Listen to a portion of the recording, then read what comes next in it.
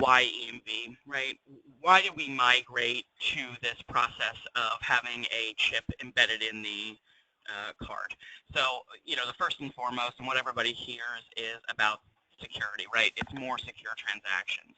And really, the reason why we say they're more secure is that they're harder to counterfeit, right? These cards are very difficult to clone. You may be able to clone the physical plastic card, but cloning the actual chip, the EMV, is a very difficult process and not a lot of activity around that has been verified. So we really haven't seen somebody successfully clone that chip, right? So it's a step in the direction to prevent and avoid card cloning. It deters breaches, right? So the way that the mechanism works is that the data is encrypted at certain points within the transaction. So it's harder to obtain the data in certain circumstances. So for a fraudster who's going to go ahead and attack a business to try and get card numbers out of the terminal, they're likely going to go after somebody who doesn't have the EMV because it's an easier target, right? It's an easier breach to successfully get data from. The other thing to consider, which I think is important, and we don't really talk a lot about, and it's not really talked a lot about in the media either, but what EMV actually is we're changing the infrastructure of how we all process transactions. From you as the merchant through your terminal, to me as the processor at Heartland, to the card brands who are accepting the sales, right?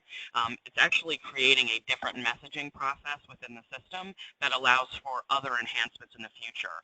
So we like to talk about that because it's really building the railway, right, the road, the infrastructure to allow for, contactless payments, mobile payments, more secure payments that come through different forms. So it's really allowing for us to expand how we accept transactions. And without moving in the direction of EMV, it would have had to come from somewhere else because the structure that's there now is only equipped to handle magstripe. So again, as an overall view, EMV really is pushing us forward towards the future of technology, which is more secure and allows for different payment channels to be accepted. So we'll get into a little bit of the liability shift, right? This is really what you're here for. This is the challenges that you guys are facing every day.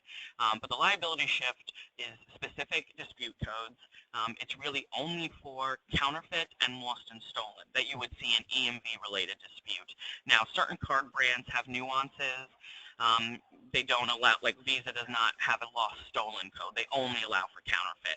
But for just the sake of argument, we'll just stick to those two categories because those are the majority.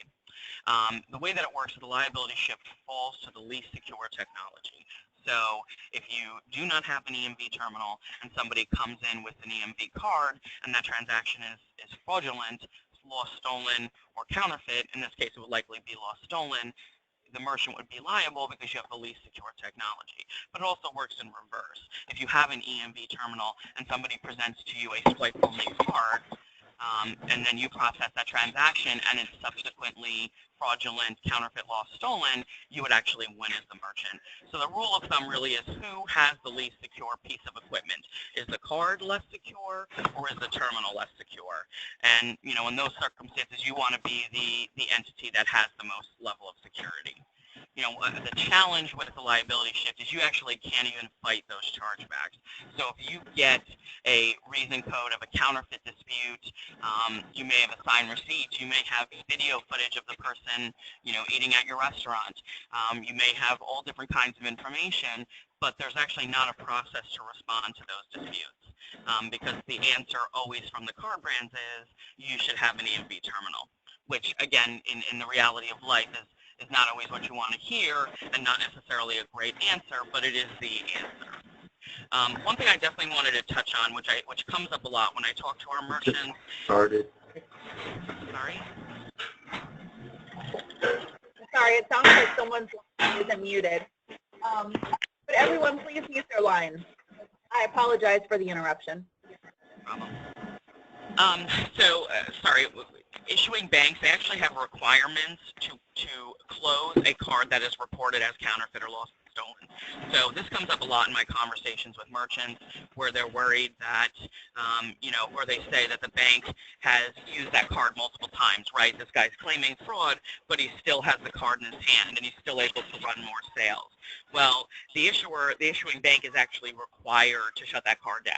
So we've actually independently validated about 1,000 cases, and every single one of them, the issuer did close the card. So, again, I think there's a lot of sort of misinformation out in the marketplace, but if you are confident that a card was reported as counterfeit and then you were able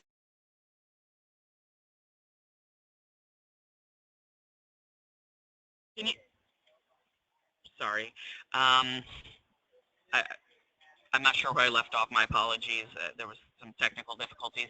But if you're finding a situation where you can prove that the issuer did not close the card, you should report that to your processor. You should report that to the entity that you do your processing with, whether it's your ISO, whoever you have that relationship. Go to your sales representative, and you should be able to fight for your rights. There are not necessarily clear channels of how you escalate cases where there are problems, but each independent processor has an avenue to report that kind of activity. So definitely make sure you're in communication with your processing entity, and that you have a pathway if you have proof that a card wasn't closed but should have been closed, because that's very easy to prove. We can actually check the system. Is the card closed? If it's not, then the issuer is at fault. So we're going to kind of get into a little bit more meat of what we're seeing in the marketplace. So some of the top trends for the EMV liability shift disputes. We're seeing at petroleum stations, convenience stores, inside sales. That's what we really call the pumps that are, not the pumps on the outside, but if you go inside to pay cash or you pay card inside, that gets affected. Restaurants and bars are the second level, and then liquor stores are the third level. And when you look at it, it kind of makes sense. And I like to tell this little story because I think it puts it in perspective. So I think when everybody expects fraud, they look at it as, oh, well, why wouldn't you want to get a lot of bang for your buck, right? If you're going to steal a card and go somewhere, why wouldn't you buy a $4,000 TV? Why wouldn't you go to a jewelry store and buy a Rolex, right? And while we do see that kind of fraud, what we're seeing today within the last 6 months of this liability shift is that these are amateur fraudsters. They are college students. They are, drug addicts. They are people who are doing individual fraud, right? It's not an organized group. They're obtaining a card somewhere. They're buying it online, or they're buying it from a friend. And then what are they doing? Well, they're going to get a free meal, right? They're going to get liquor. They're going to get cigarettes or gas. Really low-level, small-time crime.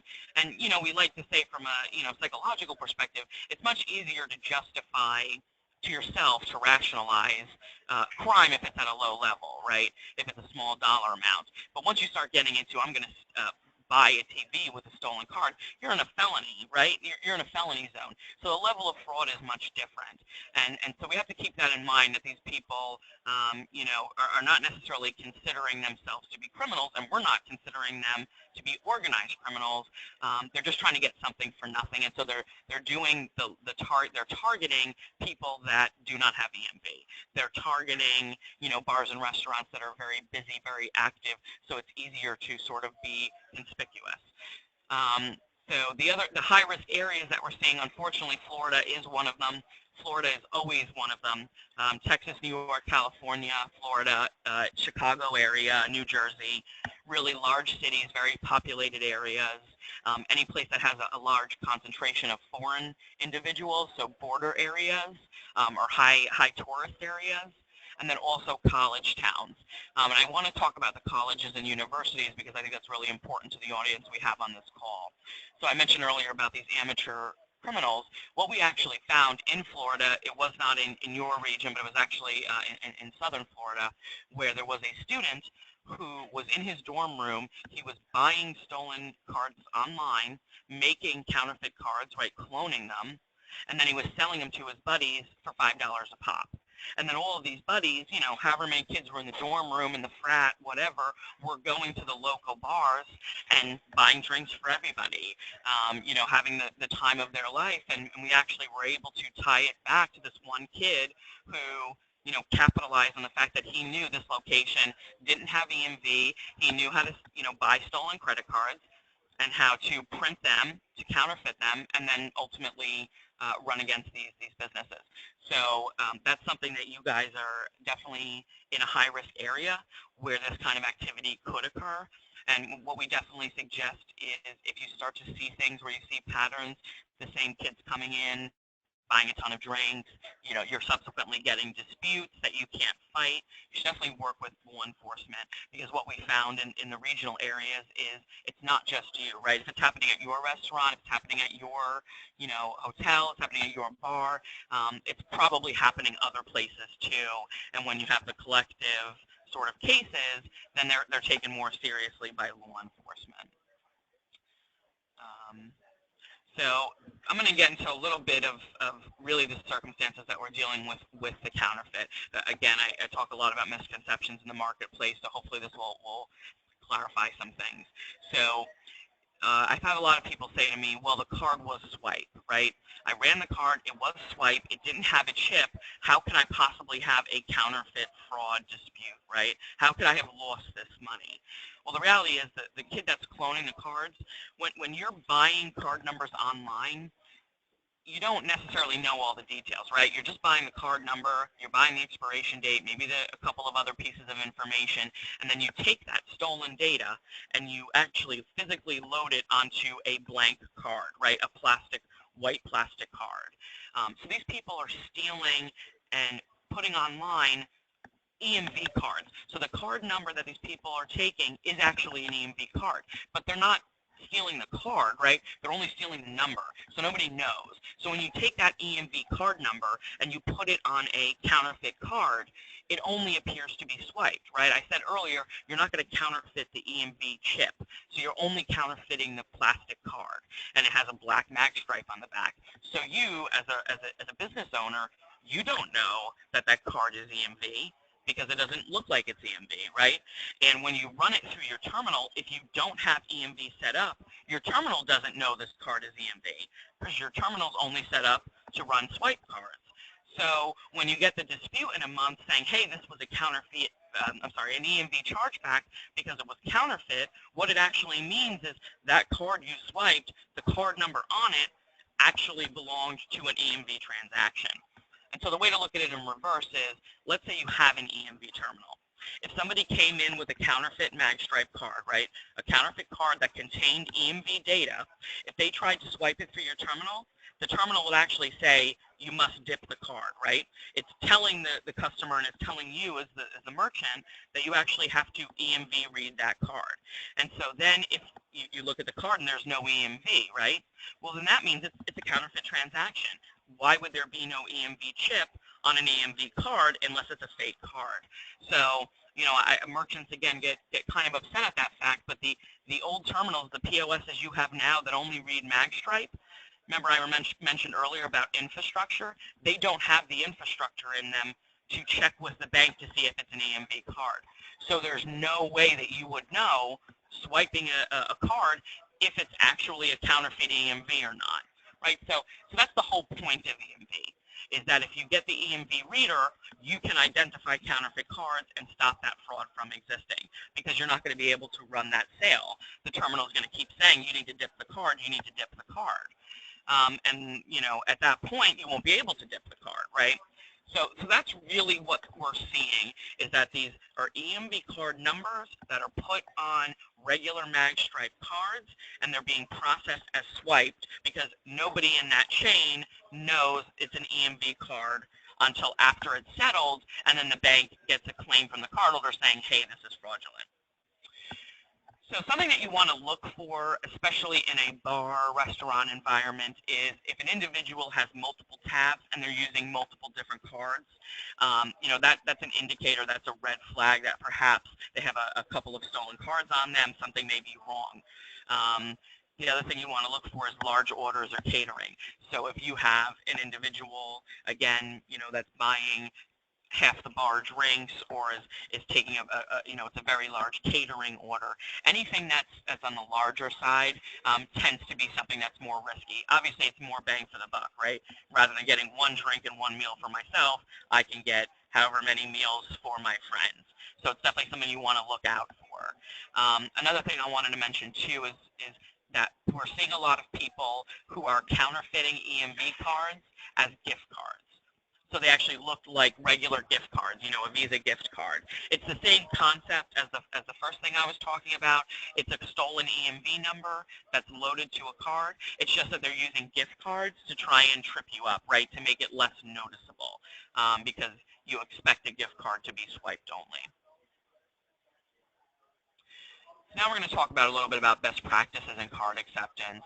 So there are some ways that you can identify counterfeit. And again, this is not 100% foolproof, but there are things that you should discuss with your employees about what to look for. So, you know, card identification features, which really is making sure the card looks normal. Does it have a Visa or MasterCard or Amex or Discover logo? Is there a hologram on the card? All of those card brands have their logo in a hologram form.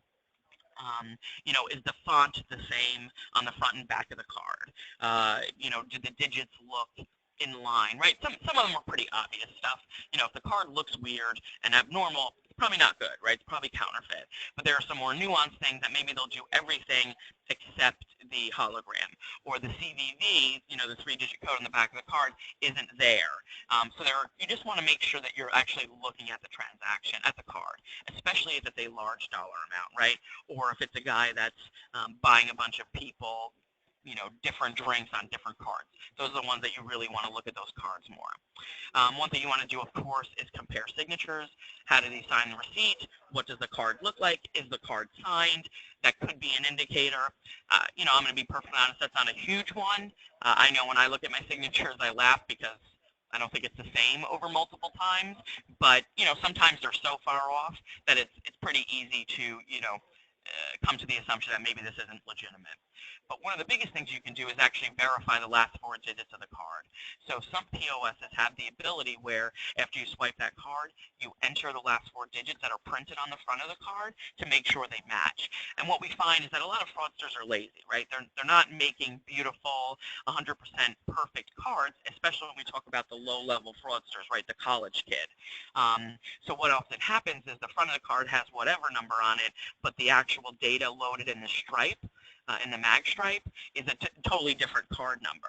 And so if you have this verification process, you would be able to identify that, hey, wait a minute, the numbers on the front of the card don't match what I swiped, and then you wouldn't want to accept that sale. So it's definitely something you want to explore to see if that's a possibility on your equipment.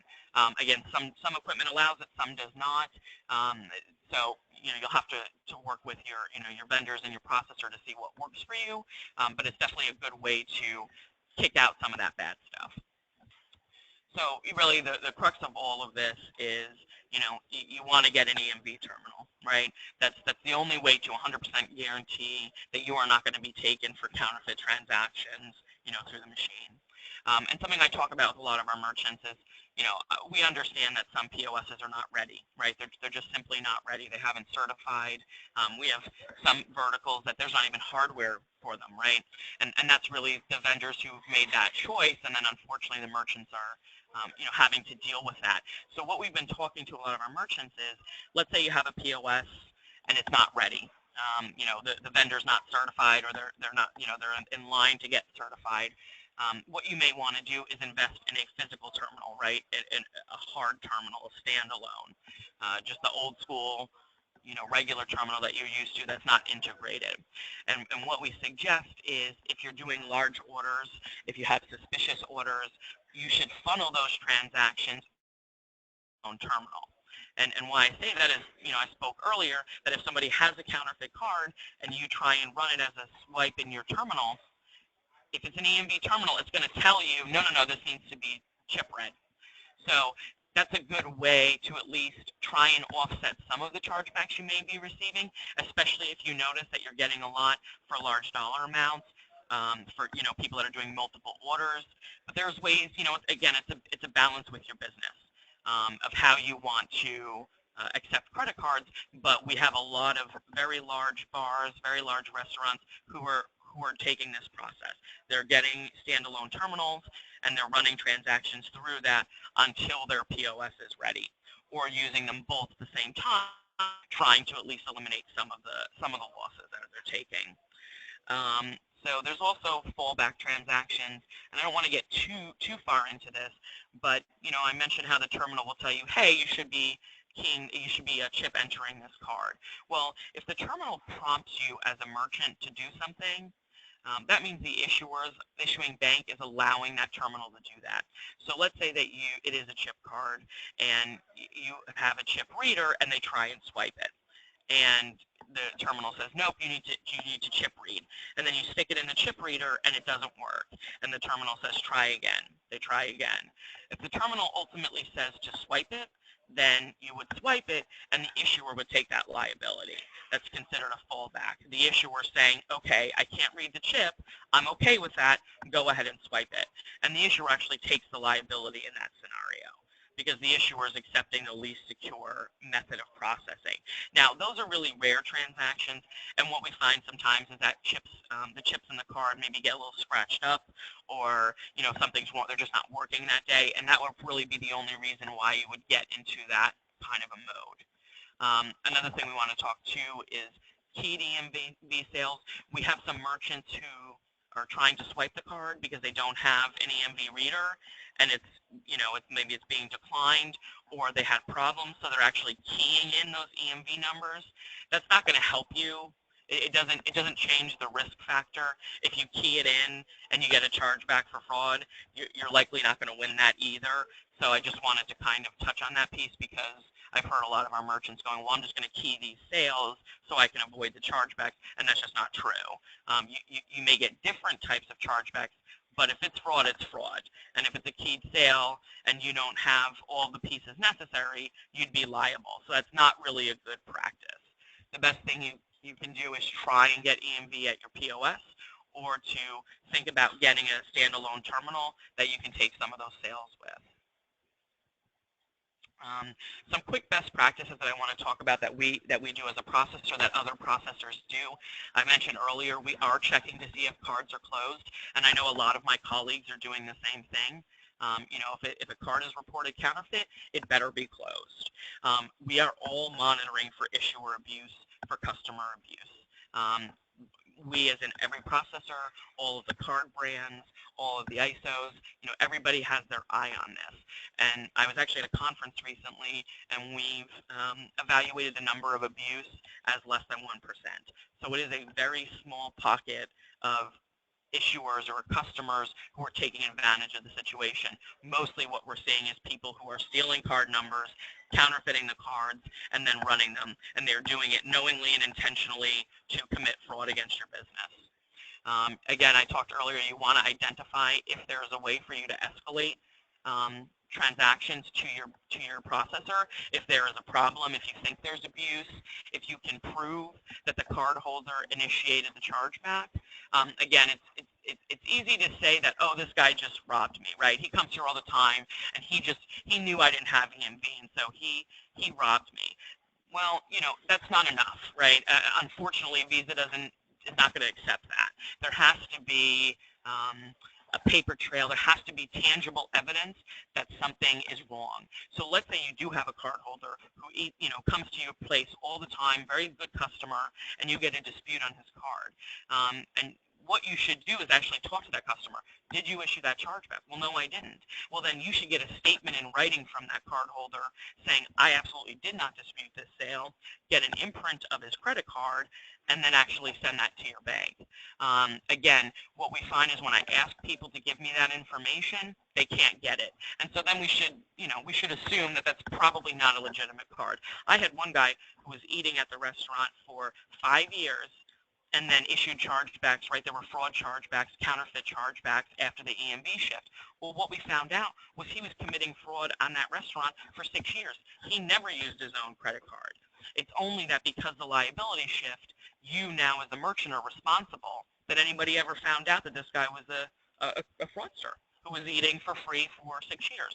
So again, you just want to make sure that you have evidence when you want to say that there is an abuse case. And then also everybody, of course, is monitoring for incomplete or incorrect disputes, and we have the ability to kick those back. I talked a little more than I wanted to, so we have about 6 minutes for questions, and I can definitely spend a few more minutes after this. So please send them in the chat, if you have any questions for me. And like Vanessa said earlier, we will, you know, if you want to send questions later, we can definitely work on those, put them all together, and then send them back to you with kind of a nice view of what we discussed here. Absolutely, Georgia. Thank you. Yeah, go ahead and type your questions in, and we'll try to get to them now. If not, we will make this webinar available online. It's been recorded, and the link to that will be sent out to everyone who attended because we have your emails. So, okay, some questions are rolling in, Georgia. Do you see them under the questions panel? Let me see. I am not seeing them. Do you want to read them to me? Okay. Sorry. Sure, absolutely. Okay, one of them is, how do we get names for these charges to find out if they are locals? We are not entitled to this information. The names of the cardholders. You know, the problem is if they're using a stolen, if they're using a counterfeit stolen card, you're not going to know who they are, right? You're only going to, you may be able to find out who the real cardholder is. You know, that's an unfortunate or difficult part about, you know, especially in the restaurant world, is that you're not necessarily taking these people's names. You don't have invoices or contracts with them. So, you know, you may want to check your state rules. I'm not really familiar with Florida particularly, but I know places that will, you know, take, when they're looking at somebody's license, let's say they're buying alcohol, they will keep that name somewhere near the receipt. But there's, you know, it's difficult because if it's a counterfeit, if it's a stolen transaction, the person you dealt with isn't the card holder anyway, so the name is not going to match. If it is somebody that you suspect has done abuse, you can definitely talk to your processor because they should be able to pull the documents and see what the name of the card holder is. But again, that's the name of the card holder who reported the fraud, not necessarily the person that came to your business. So, but that's definitely a way to get that. Okay, wonderful. Next question. What about machines that have the EMV technology, but software is not yet available? Yeah, that's unfortunate. You know, what you need to do is continue to go back to your vendor relationship manager, you know, talk to them about when you can get updated, what the status is, you know, and then it becomes a business decision. You know, I mentioned earlier using a hard terminal. That's definitely something that's always an option.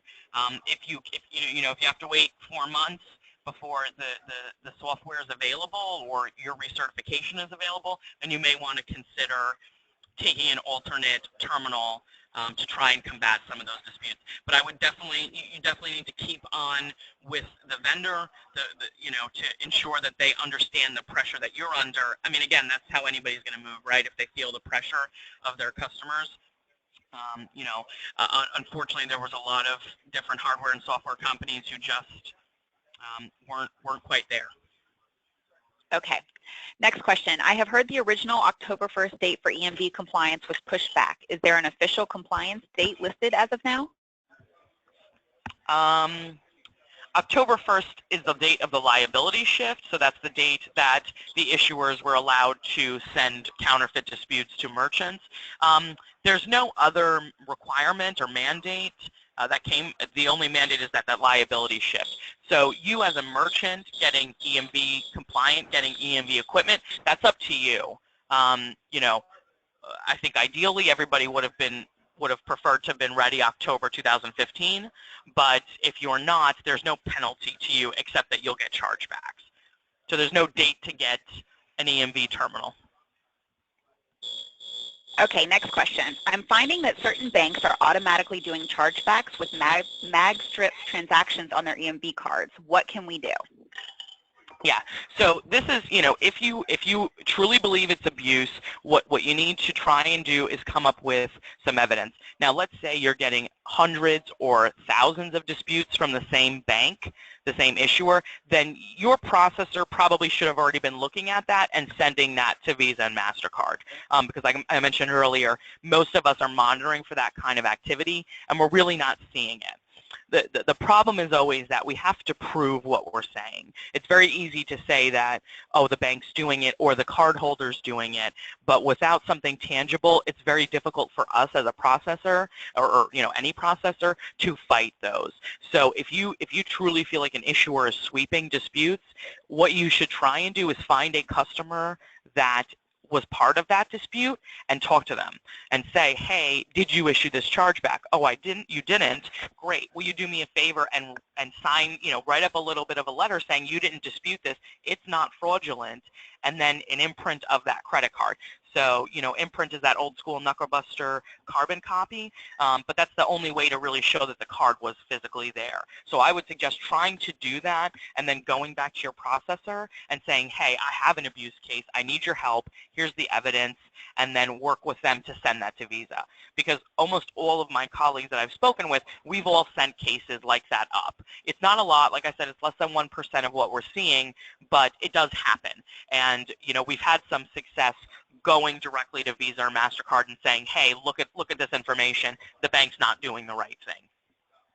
Okay, wonderful. Georgia, do you have time for one more question? Yeah. Okay, we'll do one more question, everyone, and then if we didn't get to your question, we will respond afterwards via email and probably publish like an FAQ that covers this stuff. Okay, so last question. How are online merchants affected by the new EMV liability shifts? Good question. So, EMV rights or protection does not extend to e-commerce or any keyed sale. So you're not going to see EMV disputes, but what we've predicted for a long time is that once merchants get to a point where almost everybody has EMV, so right now we're only at 30% of the marketplace in the U.S. has EMV. So if we get to a point where, let's say it's like 80% saturated or 70% saturated, we're going to see a migration, right? So when you steal a card number, it's easy right now to counterfeit it, walk into a store, and buy something. It's going to increasingly become harder once more merchants have EMV terminals. So the thought process is that these fraudsters are going to then go to the next best place, go to e-commerce, and buy the stuff online, right, using stolen cards. So the way the rules are for e-commerce merchants at the moment is different than retail merchants. So they have certain requirements that they have to fall already, and that's one thing that I think is positive about the United States is we've been doing e-commerce for a very long time. As a country, we were definitely the pioneer of that internet world. So most of our merchants already know about fraud that are in e-commerce. They already have tools to protect themselves. They use different third parties. There's the CVV code on the back of the card, the address and zip code. You can kind of match that information. So our merchants are a little bit more prepared for it in the United States. What we found in Europe was after EMV was implemented, Europeans didn't necessarily have risk rules in their e-commerce space. They didn't really have fraud, and so then they were just getting pounded. So I don't think we're going to get quite that pounded. We're seeing an uptick a little bit in card not present in e-commerce, but what we're finding is more of the fraud is still happening retail, and that's because we're only at 30% saturation. I know that was kind of convoluted, but there's a lot to discuss.